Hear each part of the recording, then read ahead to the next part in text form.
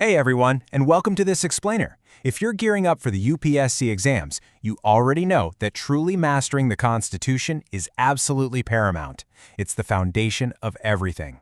So today, we're taking a really close look at Part 1 of the Indian Constitution, which covers Articles 1 through 4. I want you to think of Part 1 as the architectural blueprint of the entire nation.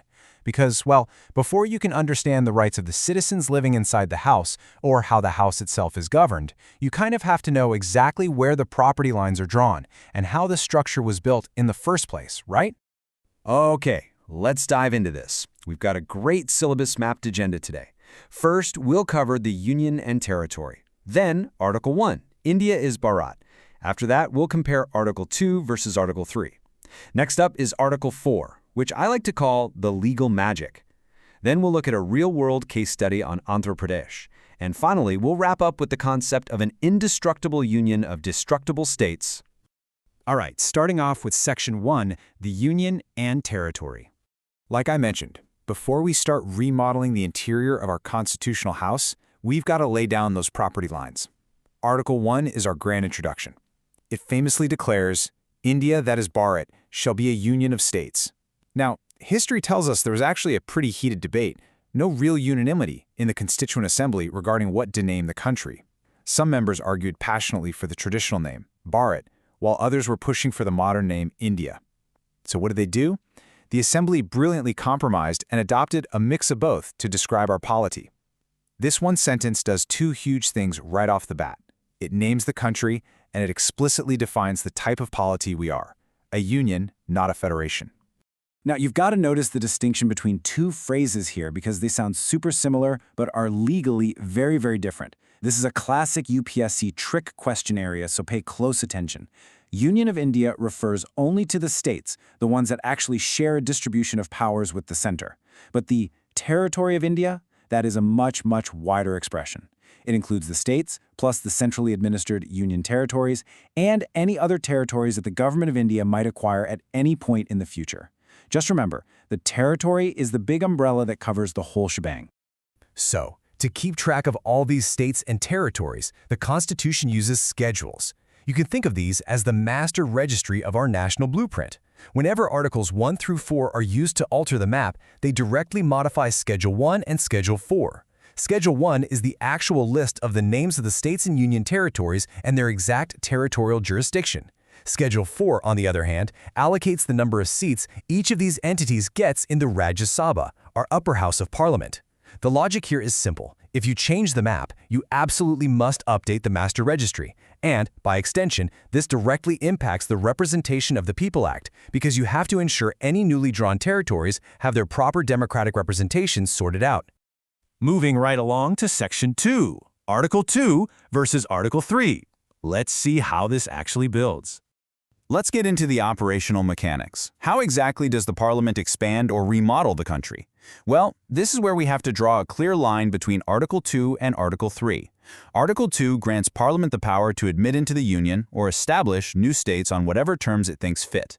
The absolute key concept to lock away in your brain here is that Article 2 is strictly about external acquisition. It deals entirely with states that were not already in existence or were not previously part of the Union of India. Basically, think of it like buying the empty lot next door and bringing it inside your property line to build a brand new annex.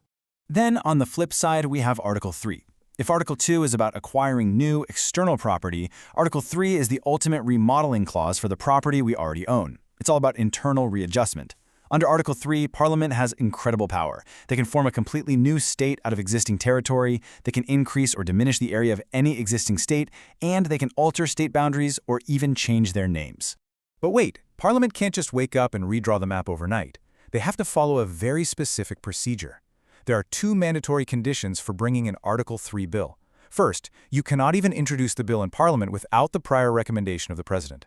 Second, before the President gives that recommendation, they absolutely must refer the bill to the concerned state legislature to get their views within a specific time frame. So the crucial point is, the President and Parliament are absolutely not bound by what the state legislature says. At all! They can accept the state's views or completely reject them, even if the state submitted everything right on time. In short, consultation is mandatory, but consent is definitely not. Which brings us to Section 3, Article 4, the legal magic.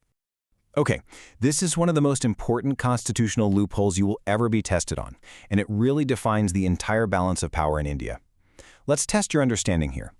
If Parliament is out there altering the physical makeup of the country, literally changing borders and modifying Schedule 1 and Schedule 4, does this require a formal constitutional amendment under the super rigorous process of Article 368?